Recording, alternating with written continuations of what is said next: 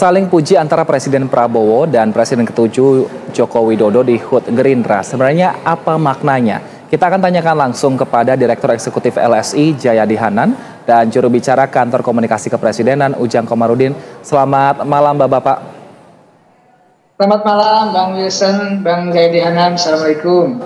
Waalaikumsalam. Saya ke Mas Jayadi. Mas Jayadi, kita bisa artikan apa antara saling puji antara Presiden ke-7 dan ke-8 ini pada saat HUT Gerindra kemarin?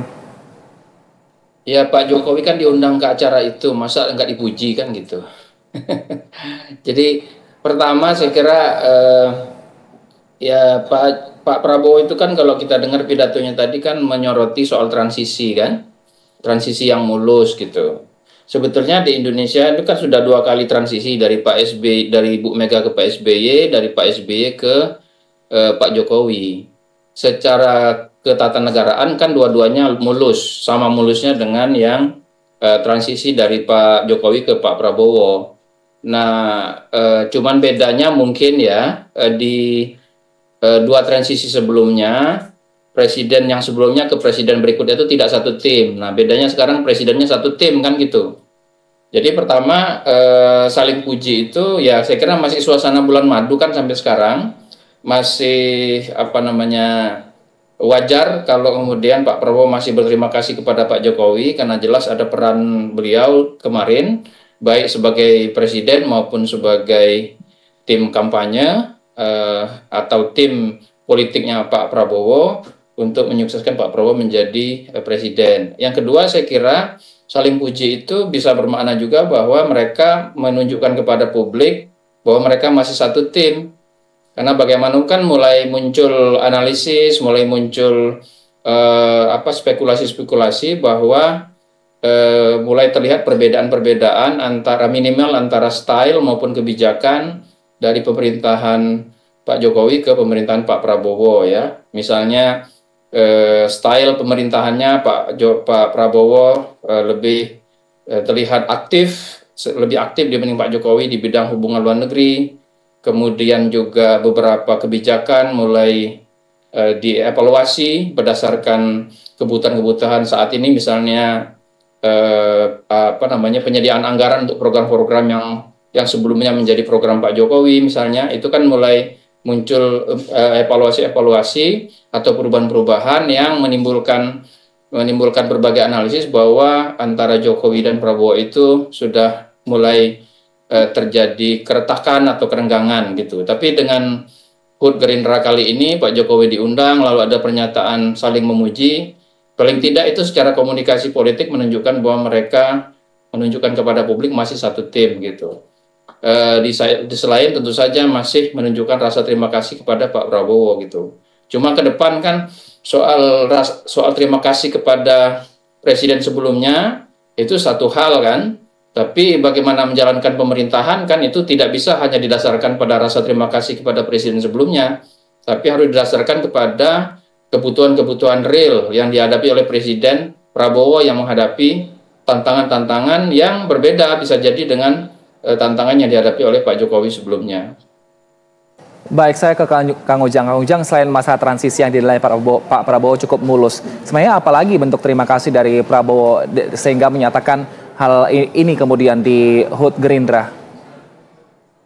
Ya, Pak Prabowo sangat clear ya, sangat jelas menghormati presiden-presiden sebelumnya termasuk Bapak Jokowi. Nah, dalam konteks itu ini kan sesuatu yang positif, sesuatu yang baik bahwa semua pemimpin bangsa, mantan-mantan presiden itu betul-betul pikirannya bersatu gitu. Jiwa raganya juga bersatu untuk kepentingan bangsa.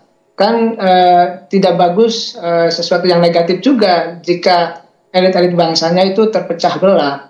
Oleh karena itu Pak Presiden, Pak Prabowo ingin membuktikan kepada rakyat Indonesia bahwa sejatinya kepemimpinan yang dibangun oleh Bapak Presiden adalah mempersatukan semua komponen bangsa termasuk elit-elit para presiden, mantan presiden maupun rakyat Indonesia. Kami yakin apa yang dilakukan oleh Bapak Presiden adalah bagian daripada cerminan untuk membangun Indonesia secara bersama-sama.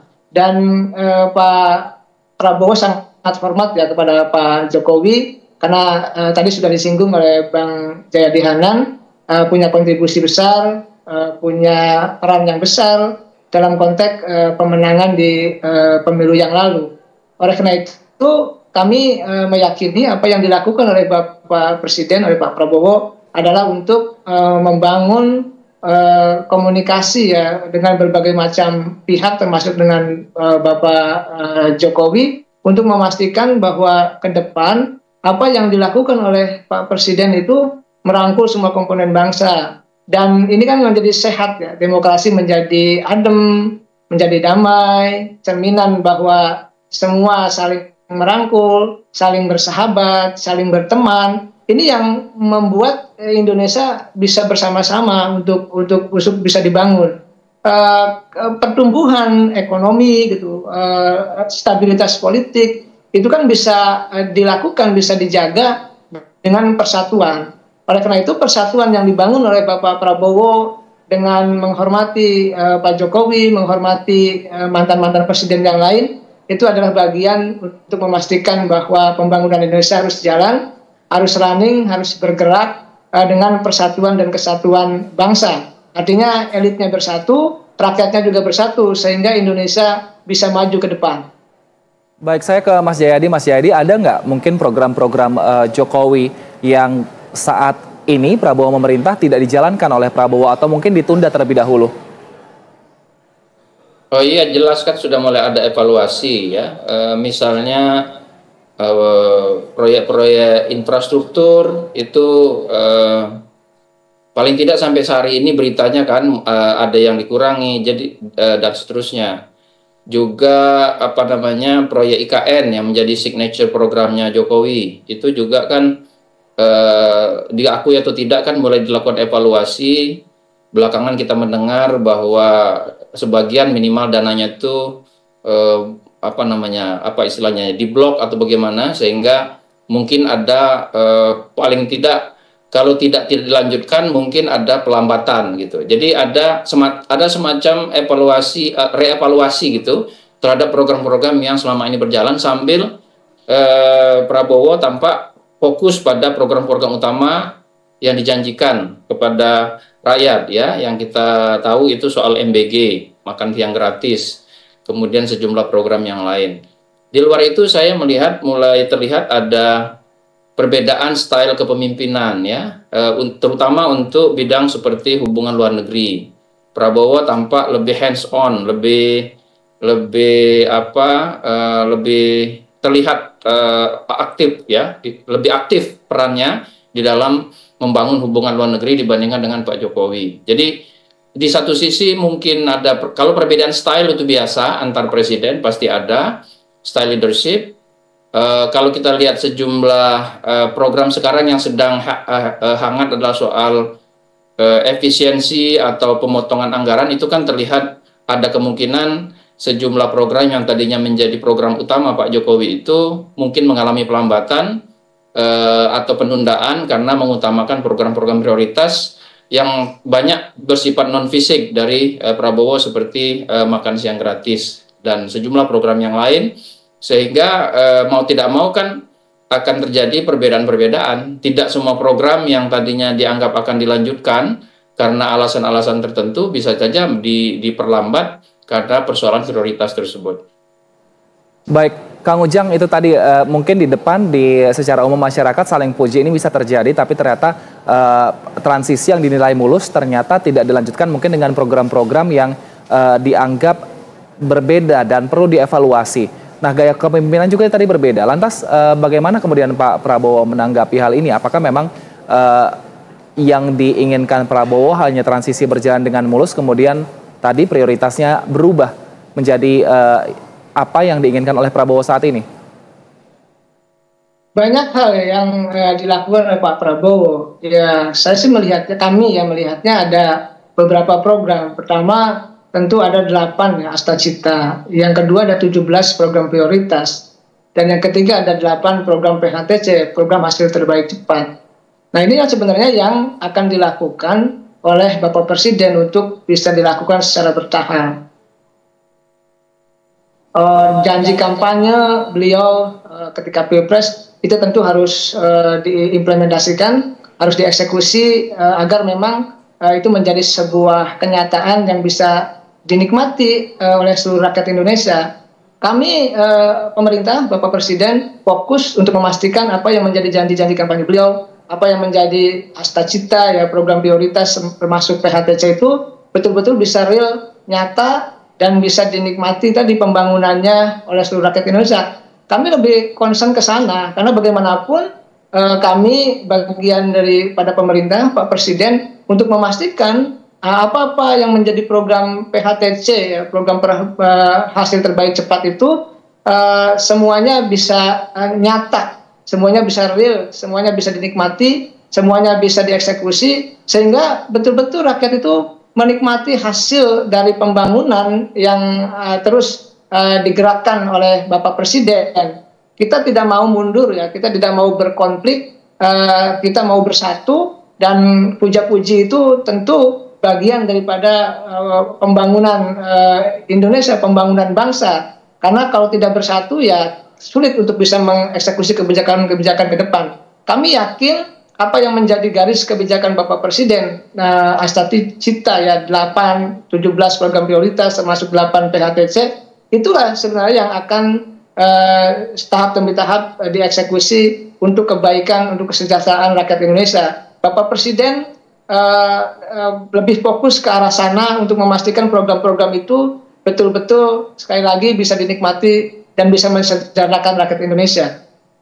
Baik, Mas Jayadi, kalau misalnya baru-baru ini Presiden Prabowo Subianto menyampaikan terima kasih kepada Jokowi dan beberapa hari lalu juga mengumpulkan Kim Plus seperti itu di Hambalang. Apa sebenarnya strategi dari Prabowo Subianto ketika kemudian merangkul semua pihak dari berbagai kalangan? Ya, tampaknya Pak Prabowo sama seperti presiden-presiden sebelumnya secara umum ya, bahwa stabilitas politik menjadi syarat untuk berlangsungnya program-program yang banyak sekali yang seperti diuraikan oleh Kang Ujang tadi ya. Nah, stabilitas politik itu seringkali diterjemahkan sebagai adanya dukungan politik yang cukup di DPR. Memang betul seperti itu ya, bahwa memang Presiden memerlukan dukungan politik di DPR yang sifatnya mayoritas ya, sehingga program-programnya bisa berjalan dengan mulus gitu. Cuma yang juga harus diperhatikan menurut saya adalah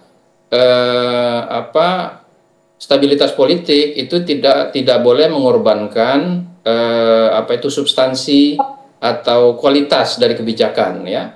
Kalau misalnya kebijakan-kebijakan itu mulus di DPR tanpa ada pembahasan yang substantif, tanpa ada kritik terhadap usulan-usulan kebijakan, maka itu nanti yang rugi Pak Prabowo juga. Kenapa? Karena nanti program yang keluar itu hanya didukung tanpa mengalami proses pembahasan yang kritis gitu.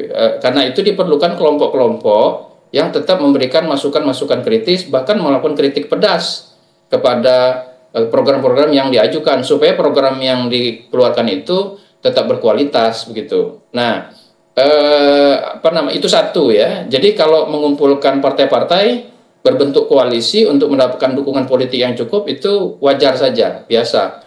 Cuma menurut saya tidak baik kalau misalnya semua partai itu 100%, bahkan seperti sekarang lebih dari 80%. Itu sudah kurang baik. Kenapa? Nanti suara-suara kritisnya minimal sekali, sangat minim. Ya, apalagi nanti suara-suara kritis hanya datang dari luar pemerintahan.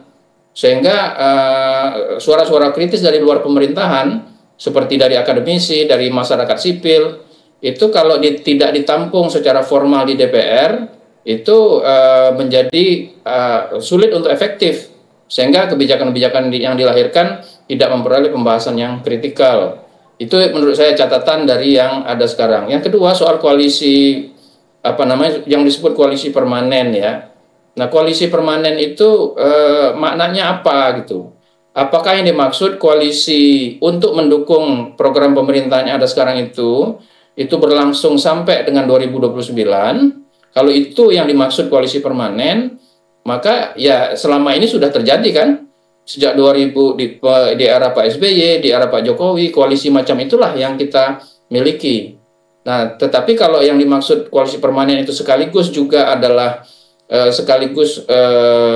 semua anggota koalisi sekarang itu langsung mendukung Presiden Prabowo untuk maju lagi, itu kan sebetulnya bagi partai-partai di luar Gerindra, kalau Gerindra sih wajar-wajar aja kalau mereka langsung mendukung Prabowo kembali. Bagi partai-partai di luar Gerindra itu saya kira terlalu awal atau terlalu dini. Jadi harus diberi ruang di dalam koalisi permanen dalam pengertian itu bisa aja terbentuk karena tidak ada larangannya. Tapi dia harus didasarkan kepada alasan-alasan logis, misalnya Prabowo didukung kembali karena beliau memang berprestasi gitu. Tingkat kepuasan masyarakat memang secara substantif baik. Itu wajar kalau didukung kembali. Tapi kalau tidak, tentu kan partai-partai punya hak untuk melakukan evaluasi, termasuk partai-partai yang ada di dalam koalisi pemerintahan Pak Prabowo sekarang. Jadi kalau koalisi permanen yang dimaksud seperti itu, maka koalisi permanen itu harus diberi catatan gitu, ya. Baik, Kang Ujang, tanggapannya Kang Ujang. Ya, tentu kami menghormati apa yang diinginkan oleh Bapak Presiden. Lalu kami juga menghormati partai-partai politik, karena pada dasarnya partai politik independen ya. Kita sudah sepakat berdemokrasi, apapun jalinan koalisinya yang dibangun di pemerintahan itu kita sama-sama hormati dan kita sama-sama jaga. Tadi Bang Jayadi Hanan sudah menjelaskan secara komprehensif terkait dengan koalisi yang sudah dibangun baik saat ini maupun di masa yang lalu. Pada dasarnya kami menghormati apa yang dilakukan oleh partai-partai politik. Yang penting semuanya basisnya adalah kepentingan publik, kepentingan rakyat, dan partai-partai politik dibentuk untuk merebut kekuasaan yang kami yakin mereka semua ingin mensejahterakan rakyat Indonesia. Oleh karena itu, apapun bentuk koalisinya, kita sama-sama hormati, kita sama-sama jaga, dan kita dorong agar partai-partai politik betul-betul menjadi wajah aspirasi ya, bagi rakyat, wajah bagi demokrasi Indonesia, wajah bagi kepentingan publik, sehingga betul-betul partai politik itu menjadi cerminan kebutuhan ya, apa yang diinginkan oleh publik. Ketika publik punya masalah, ketika rakyat punya masalah, bisa aspirasinya itu disampaikan kepada partai politik melalui perwakilan-perwakilannya juga di DPR. Oleh karena itu, begitu pentingnya dalam konteks itu menjaga partai politik, termasuk dalam konteks membangun koalisi yang kuat, yang sehat. Tentu Pak Presiden ingin menjaga stabilitas ekonomi politik dan lain sebagainya, butuh dukungan partai politik, butuh keamanan, butuh kenyamanan, dan disitulah penting untuk memastikan partai politik betul-betul mensupport untuk program-program Bapak Presiden, sehingga Bapak Presiden dalam 57 bulan ke depan itu bisa membangun Indonesia dengan cepat begitu. Baik, Kang Ujang, yang cukup tricky tadi adalah kata-kata dukungan, karena dukungan ini mungkin diartikan akan mendukung semua kebijakan dari pemerintahan Prabowo Gibran seperti itu. Nah, tapi yang juga diperlukan adalah fungsi pengawasan yang seharusnya mungkin dilakukan oleh partai-partai koalisi yang ada di DPR. Tapi ternyata mungkin banyak yang akhirnya masyarakatlah yang akhirnya kemudian memviralkan ada beberapa kebijakan dari para menteri yang kemudian direvisi oleh Prabowo Subianto, bukan dipertanyakan oleh para anggota DPR. Kalau seperti ini, apakah dukungannya ini bisa diartikan hanya mendukung saja tanpa ada memberikan kritikan atau masukan, atau seperti apa, Kang Ujang? Kami yakin ya, partai-partai politik itu rasional. Ada kebutuhan untuk membangun koalisi, membangun pemerintahan yang kuat. Di saat yang sama juga rasional dalam konteks untuk menjaga konstituennya. Nah, dalam konteks itu kami percaya partai-partai politik solid menjaga pemerintahan, mendukung pemerintahan, memastikan kebijakan Bapak Presiden itu berjalan dengan baik. Di saat yang sama juga partai politik punya kebutuhan untuk menjaga konstituennya, menjaga aspirasi dari para pemilihnya itu. Nah, di situ tentu akan ada peran yang bagus, peran yang baik dari partai politik untuk di satu sisi menjaga pemerintahan Bapak Presiden ke depan dalam 57 bulan ke depan atau dalam 5 tahun gitu ya. di saat yang sama adalah memastikan partai politik juga menjadi impian, menjadi institusi yang diharapkan oleh publik. Dan kami yakin ya, tadi kami sudah sepakat berdemokrasi. Demokrasi itu ya tidak akan lepas dari keterbukaan, tidak akan lepas dari kritik-kritik, dan pemerintah terbuka untuk itu. Bapak Presiden selalu mengatakan dalam berbagai macam kesempatan, dalam berbagai macam pidatonya, untuk ya bisa dikritik, untuk menjaga demokrasi, memperkuat demokrasi, itu komitmen bersama. Artinya partai-partai politik yang ada dalam koalisi pun ya di satu sisi tadi mendukung menjaga pemerintahan agar kuat, agar stabil, agar Pak Presiden Prabowo bisa membangun. Di saat yang sama tentu partai politik juga tidak ingin kehilangan konstituennya, dan disitulah sebenarnya fungsi dan peran partai politik yang bisa dilakukan oleh pendukung pemerintah. Kami yakin dukungan yang solid, dukungan yang kuat dari partai-partai koalisi pendukung pemerintah saat ini itu sudah punya caranya sendiri untuk bisa mengantisipasi segala kemungkinan terkait untuk menjaga konstituennya, begitu.